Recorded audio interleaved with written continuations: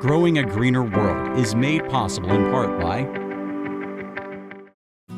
the Subaru Crosstrek, designed with adventure in mind, built in a zero landfill plant, so you can roam the earth with a lighter footprint.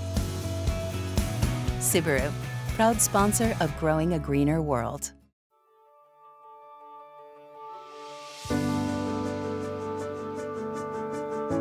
I'm Joe Lample.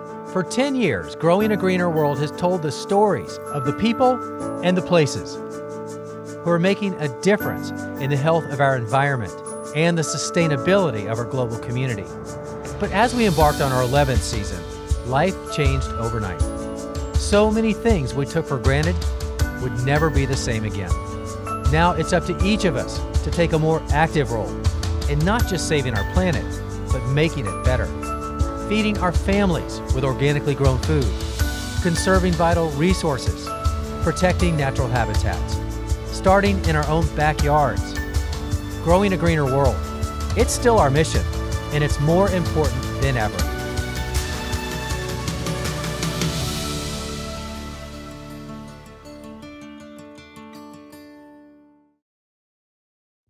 It's a gardening story we've heard before.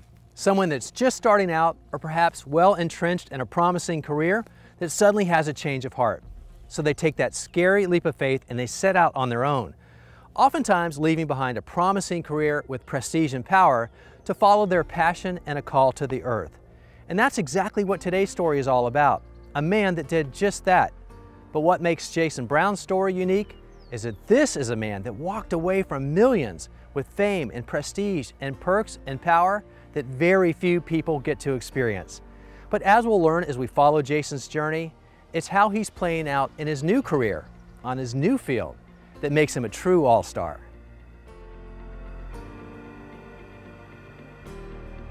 Jason Brown is a huge man. That's the first thing you notice. 6'3", 325 pounds. When you meet him, you can't help but be dwarfed by him. His hands are enormous and incredibly strong. You think to yourself, this guy could play football, and you'd be right. Jason Brown was drafted by the NFL's Baltimore Ravens in 2005 after a collegiate career at the University of North Carolina, in which he didn't miss a single game. After 4 seasons in Baltimore, he signed with St. Louis to play for the Rams. But he wasn't just some third-string bench warmer. Jason Brown was the highest-paid player in the league at his position. He played center, one of the sport's most specialized jobs, and one that can lead to a long and lucrative career for the elite few who do it as well as Jason. But at that level, the pressure of pro football can sometimes hit harder than a blitzing linebacker. It's the only job where every single year you know that they're going to draft a whole bunch of strong, strong-willed young men to come and gun for your job and for your position. And so it really is dog eat dog, survival of the fittest. And the thing is that the NFL stands for not for long. It's a very stressful job. Everyone sees everything of what you're doing, every play, every snap, every practice rep.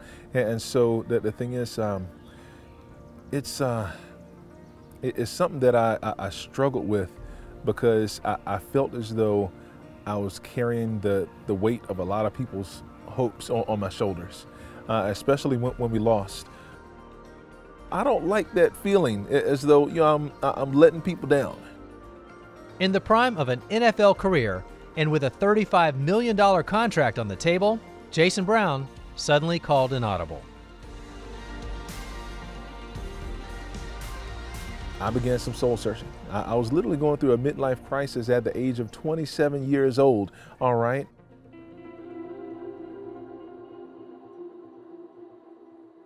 And this deeply religious man found himself wondering if perhaps his true calling lay down a very different path.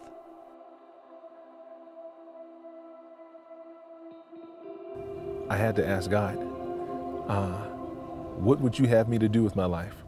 More so than anything else, in order for me to have a fulfilling life, all right, even beyond football, what would you have me to do with my life to make sure that I'm being a good servant, to make sure I'm being a good father, a good member of my community. And God pointed me towards agriculture. He said that he wanted me to be a farmer. I was like, whoa, like really? Like that's it? My agent doesn't like for me to, recollect it like this, but he said that I believe you're making the biggest mistake of your life.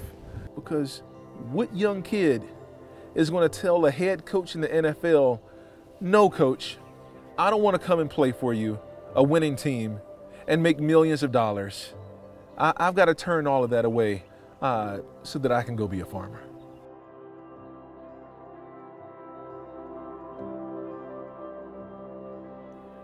There was just one minor problem. I didn't know anything about farming.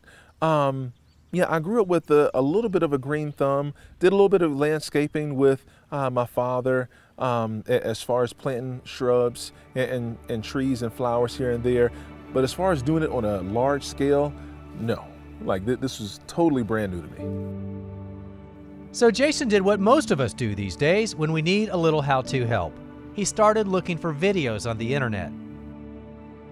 When I share with people that I started learning farming by watching the videos on YouTube, I get a lot of laughs and chuckles, but it's true. And that's actually what works best for me, because in my football career, we watched a lot of film, and like hours and hours of film every single day.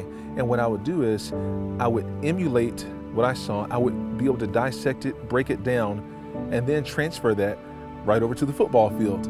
Well, the farming, I can watch a video, I can break it down, I can dissect it, and then transfer it over to the farm field. I mean, so it was very natural. But it was still an uphill battle, because even though God told him to be a farmer and YouTube taught him to be a farmer, Jason and his wife Tay still didn't have a place to actually be a farmer.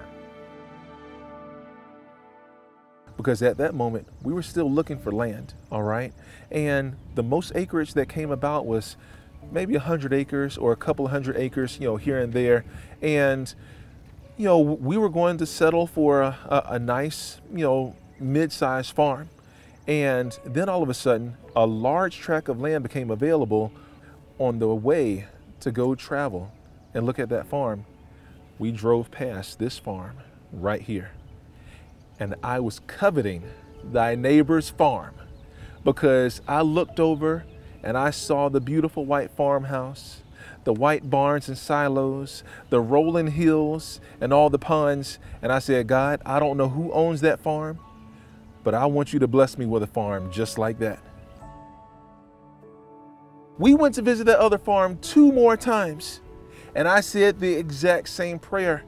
Our third visit, visiting the other farm, I'm sure the real estate agent thought that, oh, it's a done deal. 3rd time's a charm. They're going to buy this property. But my wife and I, we came together and just to let them know that, hey, this place is just not right for us. We don't want to settle.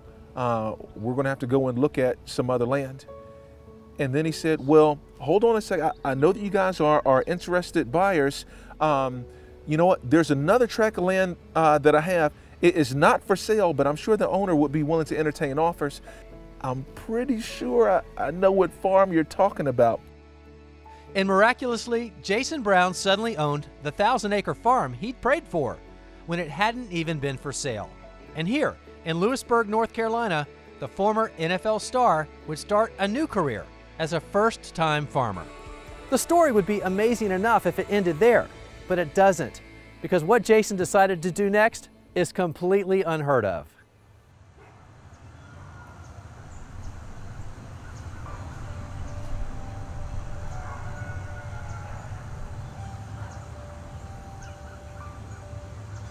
We made a covenant. We said, God, whatever place you bless us with, we're going to name it First Fruits Farm. And we're going to give your people, we're going to give our community the first fruits of whatever is produced from this land. That is amazing. Because there are quite a few farms that actually will donate kind of what's left over at the end of the season. Yeah. The remaining harvest, but not the first fruit. That's pretty exceptional.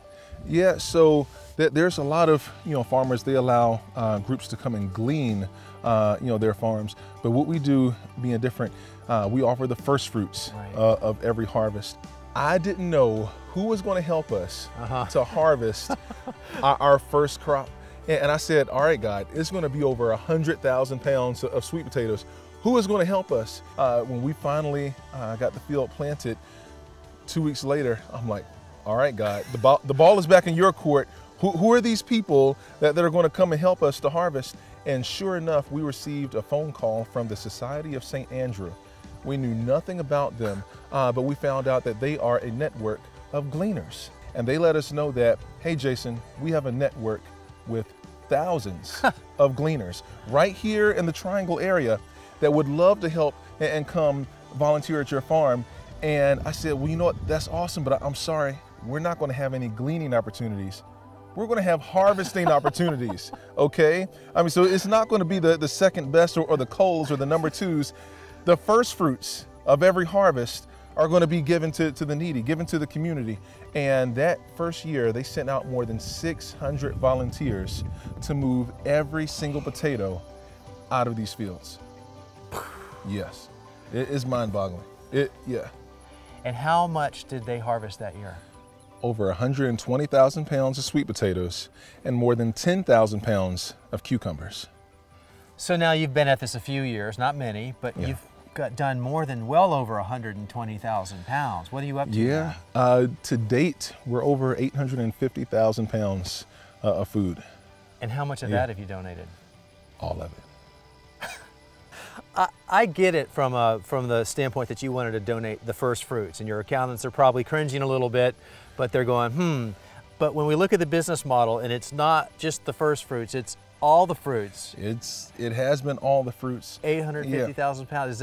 Is that you're okay with that business model? Here's the thing. There are people that have come up to us before in the past, and they said, we want to purchase some food from your farm, and God placed it on our heart to not sell anything, and at least for those seasons, because it's kind of for us, we were paying it forward. Yeah. There are some markets that we're going to be looking into, possibly fulfilling to help make sure the farm is sustainable, and that we're able to bring in enough to help sustain all of those overhead costs, for the farm.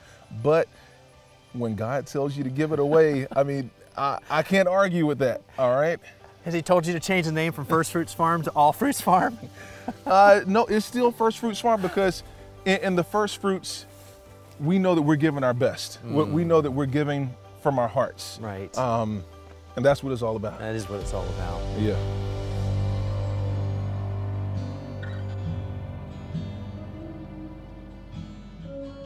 Don't let Jason's easy demeanor fool you into thinking it's been easy. On a farm of any size, there are always challenges, and every farmer always has stories about the latest thing to fail, break, or die. But every time Jason throws up a Hail Mary pass on these fields, there always seems to be a miracle finish.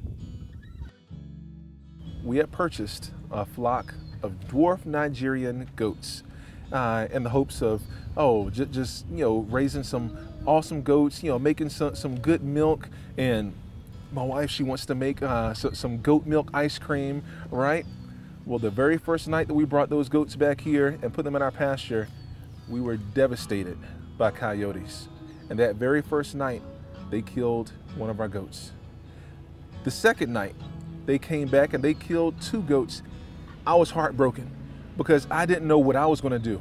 And so that Wednesday night, I went to church and just defeat all over my face.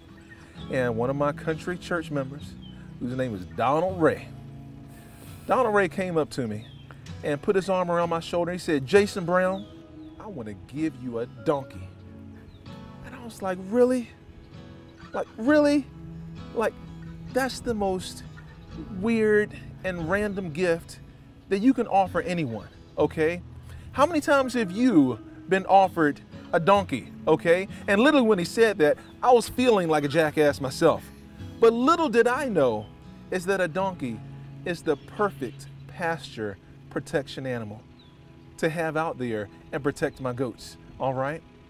And so I can't make this up.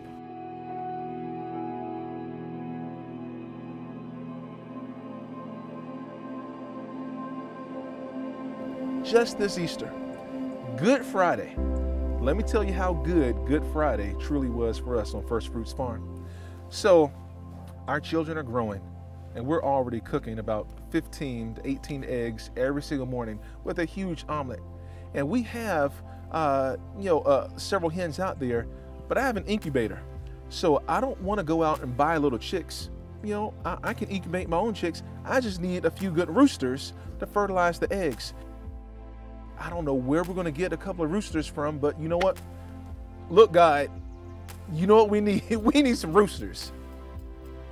And that afternoon, we drove past the gate, and I turned around the corner, and I looked down beside the road.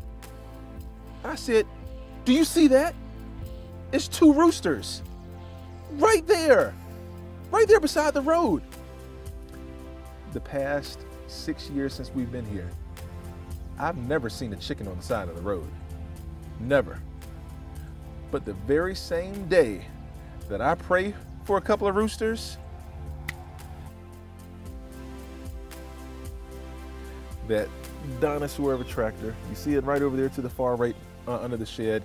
That's a 1968 Alice Chalmer 190 XT. That's a dinosaur of a tractor, okay?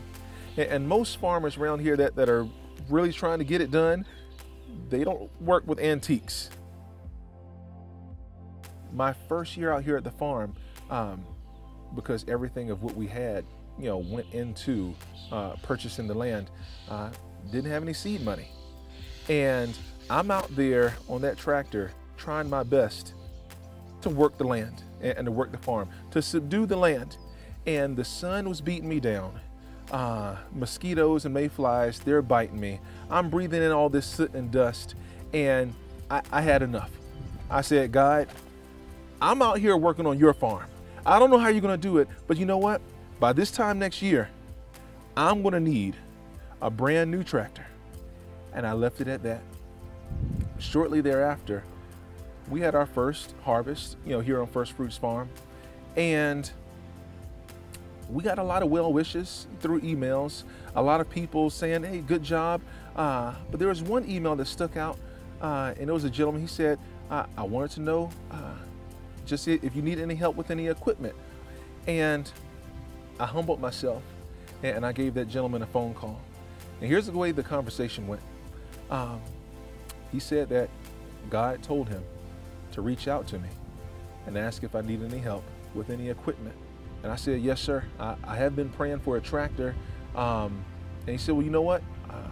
I might be able to help you with that. In less than a couple of weeks, there was a brand new tractor delivered to this farm. A donkey, a few roosters, a new tractor, even this commercial-grade greenhouse, all given out of nowhere the moment Jason needed it the most. And whether you believe it's been incredible luck, hard work paying off, or divine intervention, Jason is sharing all of those gifts and recruiting a few disciples too, performing outreach through farming. We get countless youth that come out to our farm that have never stepped foot onto a farm before. And when they get off of the school bus, they're looking around like, I thought we were supposed to, pick some sweet potatoes today. Where are the sweet potatoes? And they're looking up in the trees. They're looking out there on the ground. They have no idea where sweet potatoes come from. And I'll get into my tractor and plow a couple of rows. And when the sweet potatoes start jumping up out of the ground, they're like, look at that. Look at that. I'm like, yeah, kid, like that food was right down there the whole time. You mean there's sweet potatoes under all the ground out here? Yeah, kid, there's thousands of pounds of sweet potatoes out here. And the thing is that after they pick those sweet potatoes and they get their hands dirty, it's such a real and tangible experience, whereas it's something that they haven't done before. Because in today's age, all of the youth are engulfed with video games, tablets, cell phones, computers, and so they haven't seen a real farm before. They think that food just automatically pops up with the dollar menu, or it just automatically pops up in the grocery store. No, all food comes from farms. You give a man a fish, he'll eat for a day. You teach a man how to fish, he'll eat for a lifetime. Well, that's our goal here, is to have learning and teaching opportunities here at the farm where we're teaching the youth and adults about agriculture. We're teaching them how to sow seeds so that they can start to develop and build these life skills that they're like, hey, this is pretty simple. If that dumb jock over there can do it, you know, I can do it too.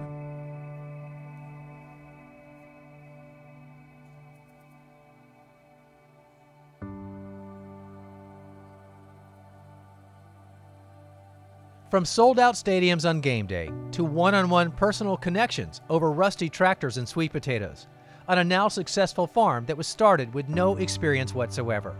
It's an improbable story, but it's one that Jason says he wouldn't rewrite for anything.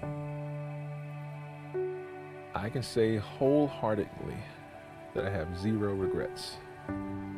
Zero regrets. In my football career, I was living a life of entertainment and entertaining folks. Now it's a life of service. You know, before, when someone would meet me in the grocery store and they say, hey, you know, good game, Jason, you know, or bad game, you know, per se, that people would let me know. The effect that I have now and what I'm doing through service, I'll meet someone in Walmart and this will happen so random, but I remember there was a time when a lady ran up to me and just gave me a hug and embraced me. And she said, thank you, Jason Brown. Thank you so much. And I was like, awkward. I was like, oh, lady, I don't know you. She said, I know you don't know me, but my family was going through a hard time last year. I was laid off of my job. I didn't know how I was going to feed my family. And when I went to the local food bank, the only thing that they had was sweet potatoes from your farm. And let me tell you what, I took them home and I prepared them about 5 or 6 different ways. My kids, they were tired of eating sweet potatoes, but guess what? They didn't miss a meal, and it made all the difference in the world. And I just want to let you know, thank you from the bottom of my heart.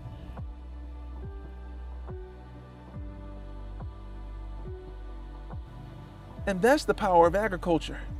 You can do that with agriculture. You know, with football and competition, it's like you're working against one another. But out here on a farm, we all have the shared common goal of feeding a growing nation. And so right now, that goal isn't being met. As long as there's a starving child out there, a child that is food insecure, that goal isn't met. And so if you ask me, there's a lot of work to be done.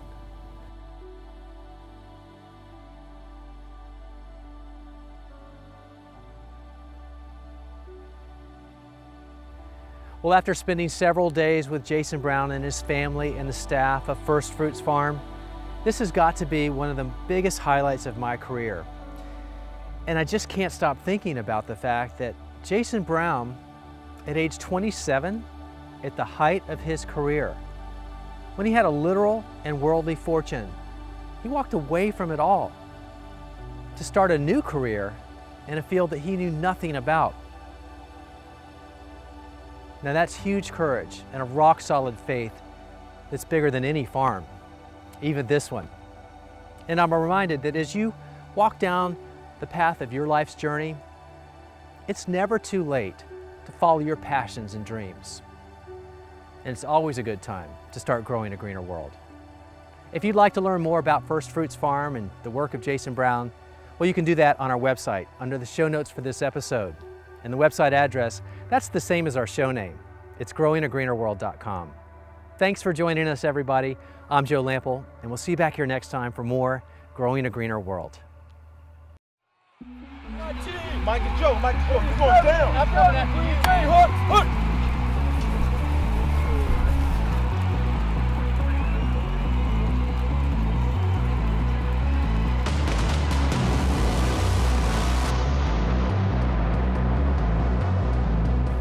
Don't Quit your day job, Joe. We don't play football, we play farm. Whatever you say, Jason. Whatever you say.